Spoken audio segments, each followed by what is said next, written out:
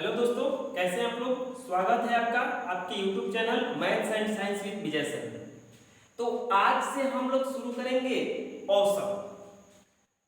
ये औसत एवरेज औसत का थ्योरी देखेंगे। आज हम औसत का हम लोग इस वीडियो में थ्योरी देखेंगे, पूरा थ्योरी समझ लेंगे, तब इसके बाद हम चैप्टर करा देंगे। तो देखिए, सबसे पहले जानेंगे कि औसत होता क्या है, औसत कहलाता क्या है। औसत, ये जो औसत है ये कहलाता क्या है, औसत।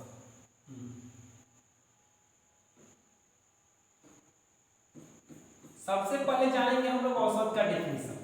देखिए, औसत कहलाता क्या है। ऐसे तो एक चैप्टर पढ़ना होगा, पिछले क्लास में पढ़ना था कि प्रेक्षणों का योग बटा में प्रेक्षणों की संख्या बराबर माध्य। औसत जो है माध्य को कहा जाता है। औसत किसको कहा जाता है? माध्य को कहा जाता है। औसत का मतलब होता है कि बराबर बराबर बंटवारा।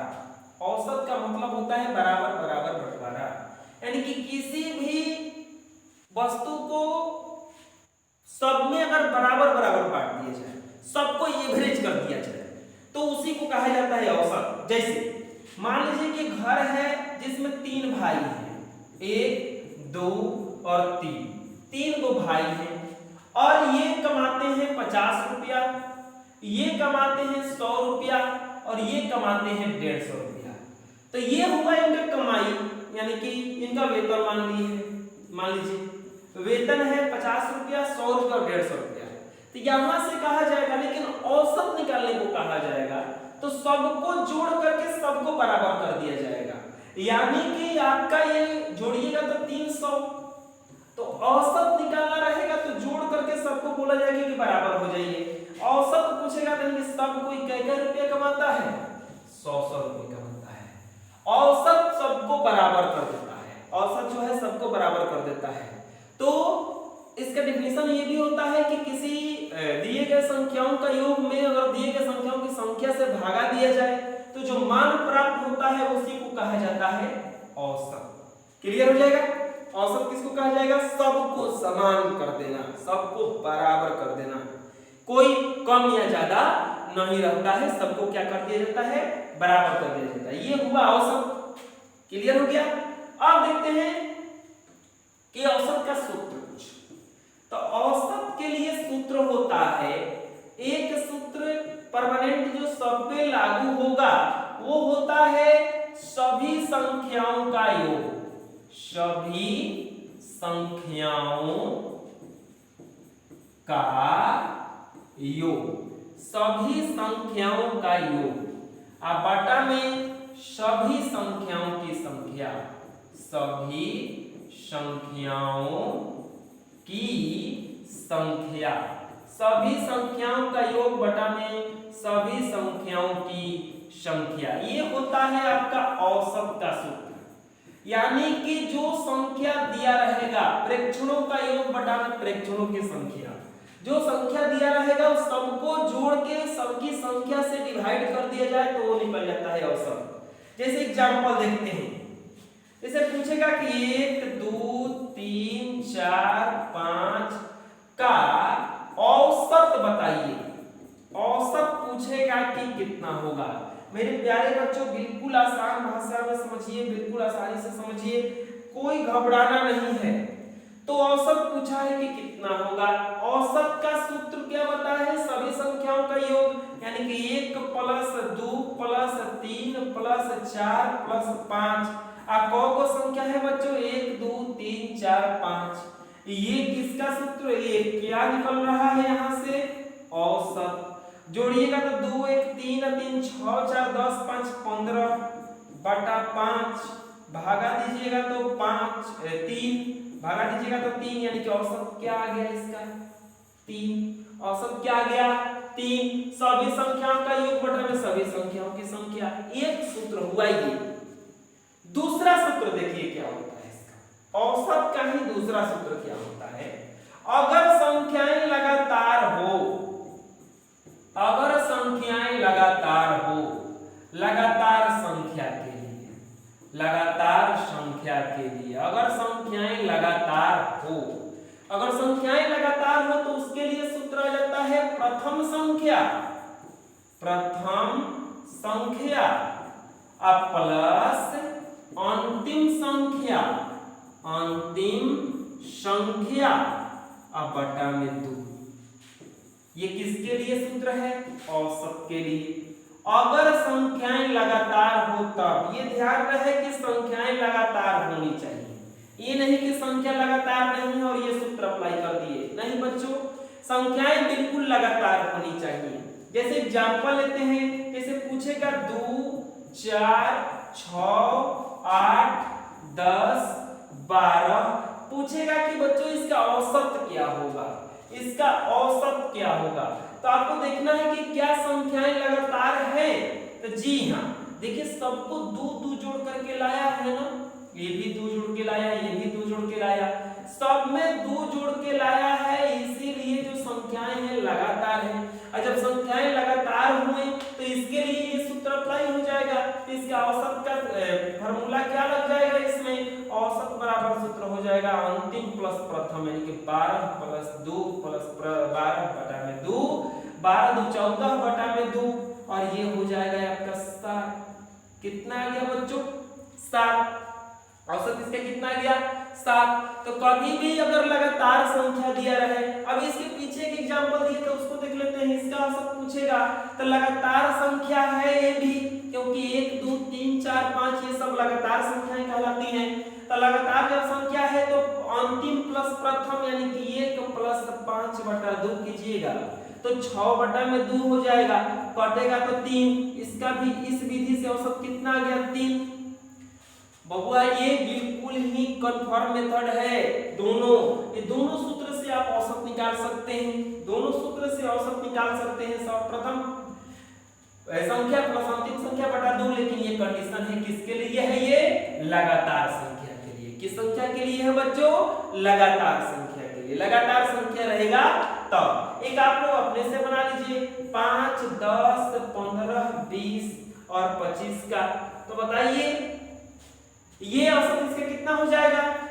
देख लीजिए पहले कि लगातार है, बिल्कुल है, लगातार है। 5 10 15 20 25। अब यहाँ पे 5 और 25 को जोड़ दीजिए तो 30, और 30 का आधा कितना हो जाएगा?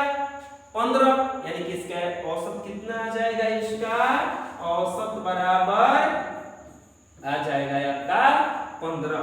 इसका औसत बच्चों कितना आ जाएगा? 15। क्लियर हो जाएगा बिल्कुल ही। औसत कितना आ जाएगा इसका? 15। आगे क्वेश्चन देखते हैं, आगे इसका देखते हैं। एक और मेथड है, जब संख्याएं लगातार दिया रहे, जब संख्याएं अवरोही या आरोही क्रम में रहे, तो औसत निकालने का सबसे आसान तरीका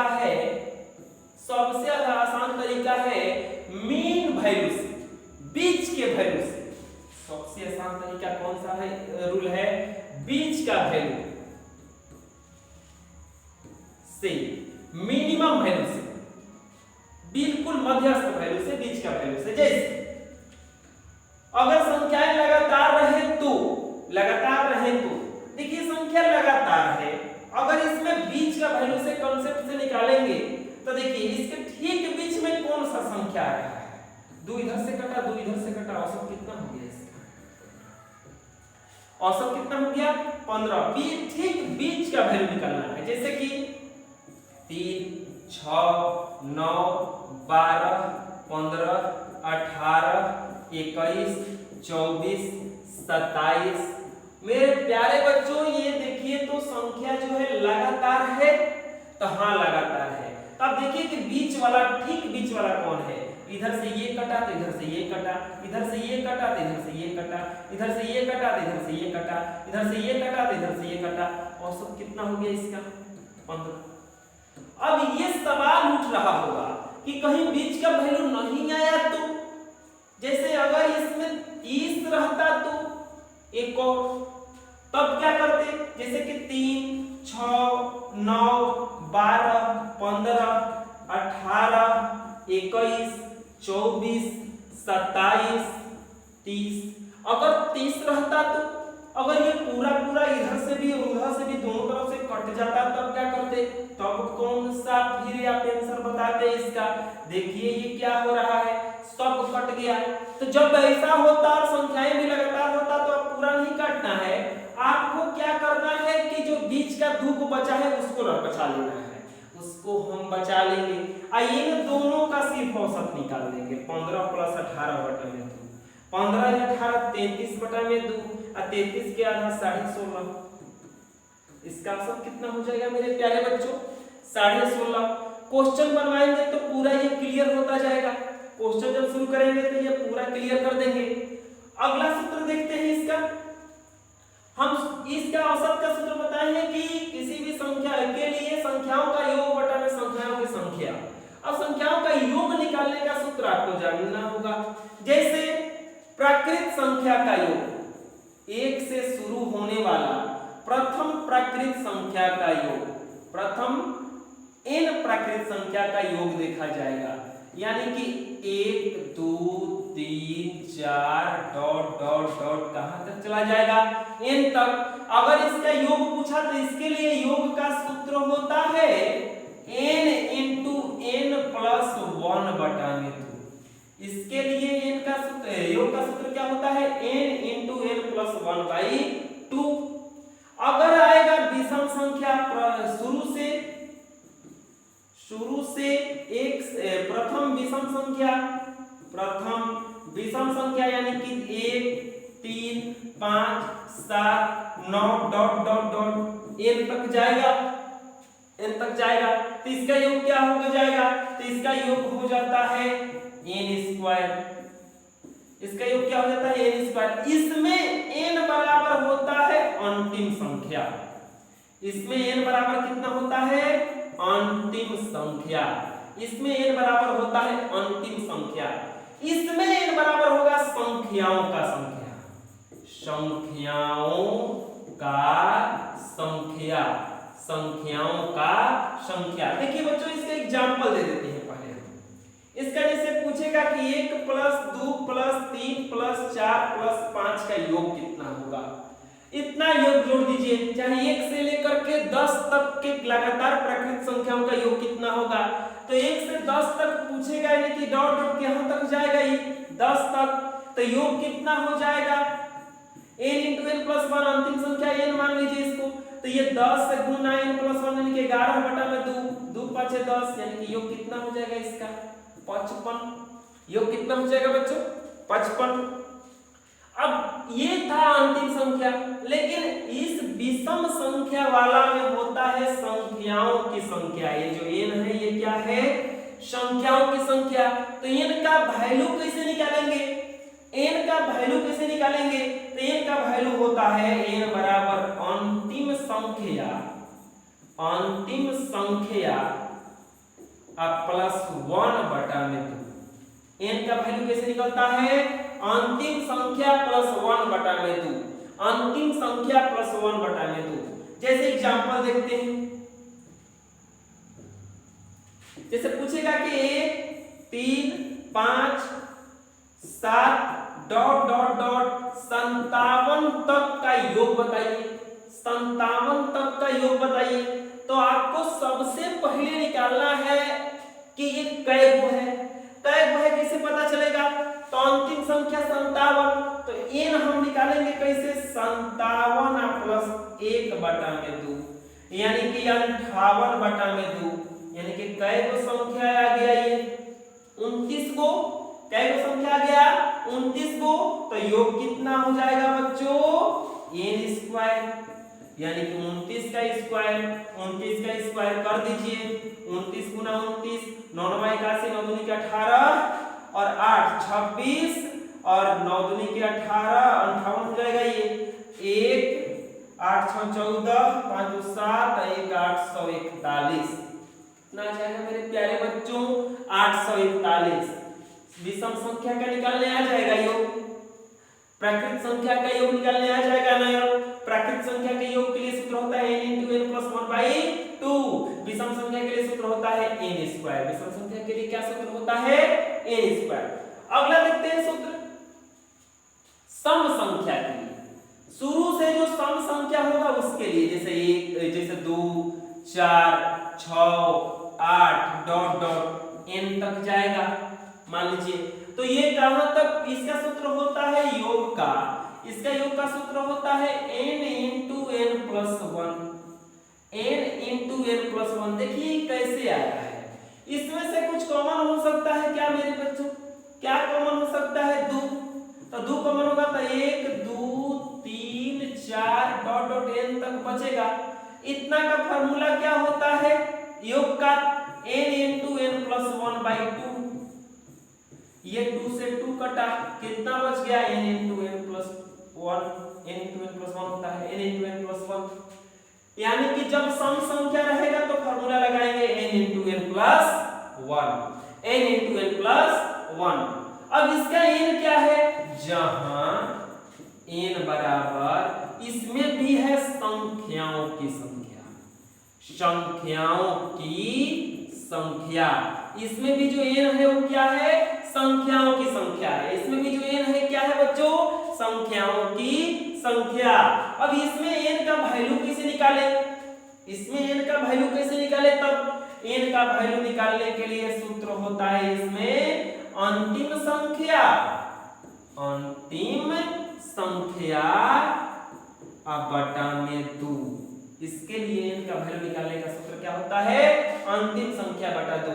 एग्जांपल देखते हैं बच्चों, एग्जांपल में जैसे पूछेगा कि प्रथम 20, ये तो 20 जब कह दिया, देखिए जब 20 कह दिया तो समझिए 20 गो यानी कि n का वैल्यू कितना हो जाएगा 20। जैसे प्रथम 20 सम संख्याओं का योग, सम संख्याओं का योग, तो प्रथम 20 सम संख्याओं का योग यानी कि n बराबर तो हो ही गया 20, तो योग कितना हो जाएगा n इंटू n प्लस 1 यानी कि 20 गुना 21, 21 गुना के 42 420, कितना योग हो जाएगा 420। लेकिन अगर n ना दिया रहे, n ना दिया रहे तब किसे बनाएंगे, n नहीं दिया रहेगा तब किसे बनाएंगे, तो ये बनाएंगे आपको, n नहीं दिया रहेगा तो इसके लिए हो जाता है जैसे कि ये 2 4 6 डॉट डॉट मान लीजिए पूछ देगा कि 100 तक के संख्याओं का योग कितना है, सम संख्याओं का। तो अंतिम संख्या बताइए बच्चों कितना है 100, तो इसका n कैसे निकलेगा, अंतिम संख्या बटा 2 यानी कि 100 बटा में 2 से कटेगा कितना बार में, 50 बार में, n बराबर आ गया 50। तो योग निकालिएगा बच्चों तो कितना हो जाएगा n इंटू n प्लस 1 यानी कि 50 गुना 51, 5 एकम 5 और 50 25, कितना जाएगा 2550। सम संख्या का योग निकालने आ जाएगा।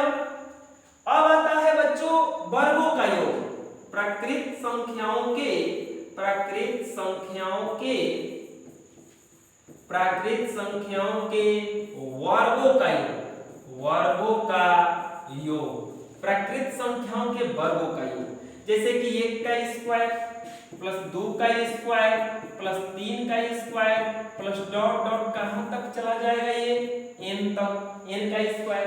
तो इसके योग का सूत्र होता है, इसका सूत्र होता है 1 बटा में 6 into n plus 1 into 2n plus 1।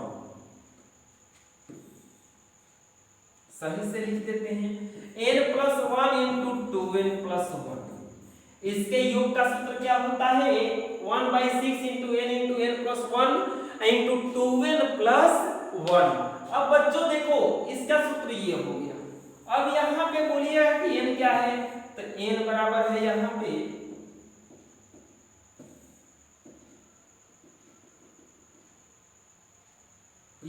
जो n है ये क्या है, तो n बराबर है आपका अंतिम संख्या। n बराबर क्या है, अंतिम संख्या। जैसे एग्जांपल देख लेते हैं, जैसे कि 1 का स्क्वायर प्लस 2 का स्क्वायर प्लस 3 का स्क्वायर और पूछेगा डॉट डॉट 10 का स्क्वायर, बताइए कितना होगा, 10 का स्क्वायर कितना होगा। तो इसमें अंतिम संख्या यानी कि n बराबर कितना आ जाएगा मेरे बच्चों 10, तो 10 आ जाएगा। तो योग का सूत्र क्या होता है, 1/6 गुना n, तो 10 गुना n + 1 यानी कि 11 गुना 10 दूनी के 20 है, 1 21 ना, 12 + 1 होता है, 12 + 10 दूनी के 20 है, 21, 3 से कट 2 से कट जाएगा 3 बार में, 2 से कट जाएगा 5 बार में और 3 से कट जाएगा 7 बार में, 7 बचे 35 और 35 385, कितना योग आ जाएगा बच्चों, 385, कितना योग आ जाएगा, 385, क्लियर हो जाएगा ये। अगला आता है इसका घनों का योग, अगला आता है घनों का योग, जैसे कि 1 का क्यूब प्लस 2 का क्यूब प्लस 3 का cube dot dot dot plus n का क्यूब। इसका सूत्र क्या हो जाएगा योग का, इसका योग का सूत्र हो जाता है n × n + 1/2 का होल स्क्वायर।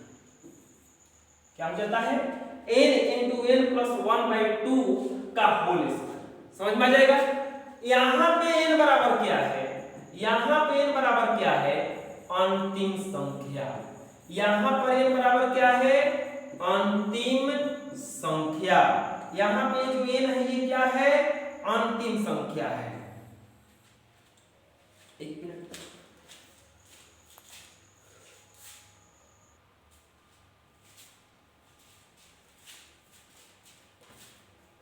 क्लियर हो जाएगा बच्चों।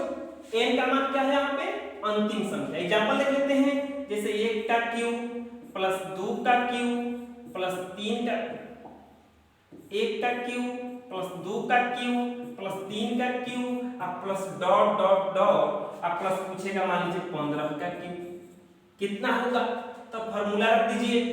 इसमें अंतिम संख्या यानी कि n बराबर कितना हो जाएगा आपका, 15, तो फॉर्मूला रखिएगा, तो n का बाद 15, तो 15 × 15 + 1 अब बटा में 2 का होल स्क्वायर, 15 गुना 16/2 का होल स्क्वायर।